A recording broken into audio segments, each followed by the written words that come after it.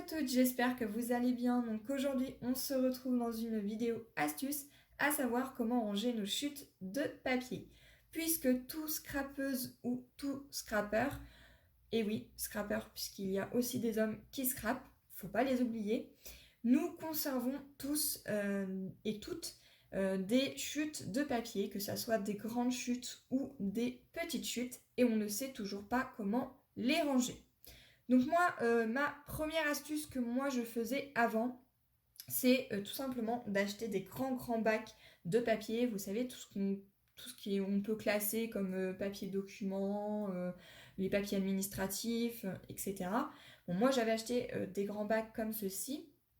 Et à l'intérieur, j'y avais glissé donc des pochettes de papier craft, les grandes pochettes de papier craft, où à l'intérieur je classais donc toutes mes chutes de papier et par couleur et par catégorie.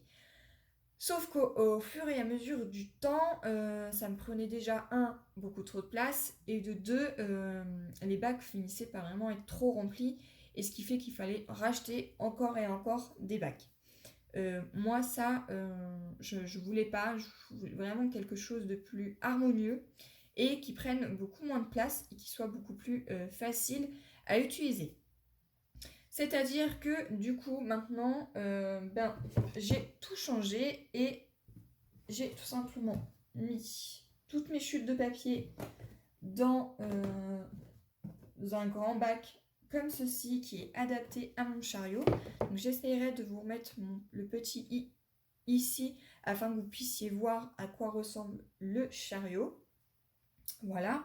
Et à l'intérieur de ce bac, eh bien, je classe donc toutes mes chutes de papier.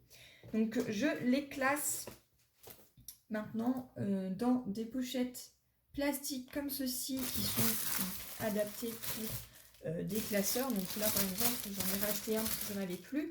Mais vous en avez 50 à l'intérieur, donc vous avez vraiment de quoi faire. Donc ça c'est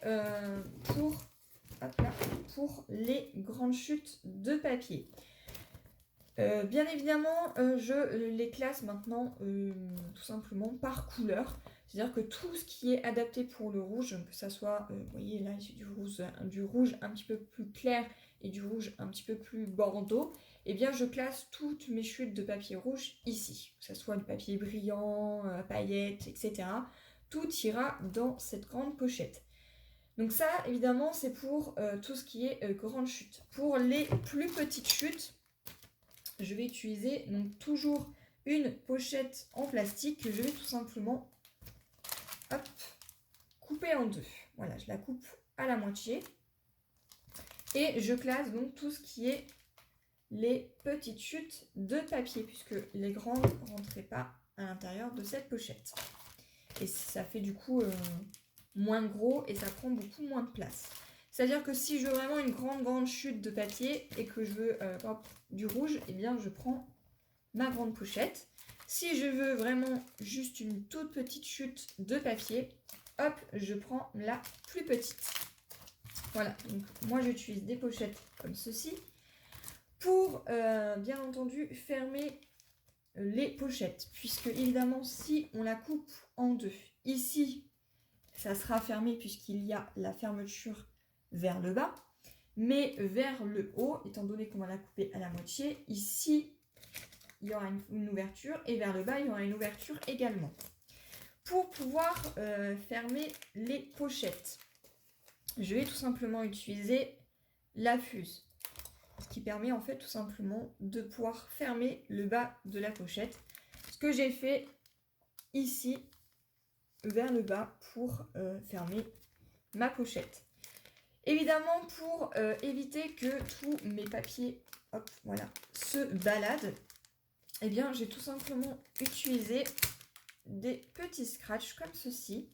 Donc ce sont des petits scratchs comme ceci de couleur blanche. Vous en avez de couleur noire aussi que vous pouvez trouver sur Action, il me semble, et sur d'autres boutiques de scrapbooking.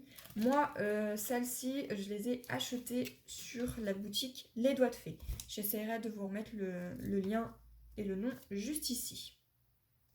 Voilà, donc vous avez le côté scratch et le côté hop, qui se ferme. Voilà, donc moi j'utilise ceci, donc c'est des petits velcro. Après vous pouvez aussi utiliser autre type de scratch, ça marchera tout autant. Vous pouvez également utiliser des grandes longueurs.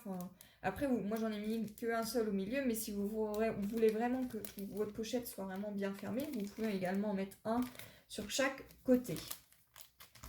Voilà, donc moi je classe donc toutes mes chutes de papier comme ceci. Donc là on a les couleurs rouges, les couleurs violettes, voilà. Vous voyez que du coup j'ai classé toutes les couleurs violettes ici. Donc là on a du violet clair, du violet plus foncé. Enfin voilà, tout ce qui est couleurs comme ceci. Voilà les roses. Là j'ai fait la même chose pour les marrons, pour les couleurs grises et tout ce qui est un peu jaune orange.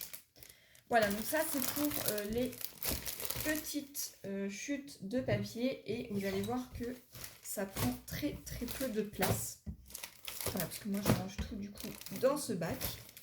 Et comme ça, si j'ai vraiment besoin de chercher une couleur, eh bien je prends la pochette qui est adaptée. Voilà, j'espère que cette vidéo astuce vous aura plu.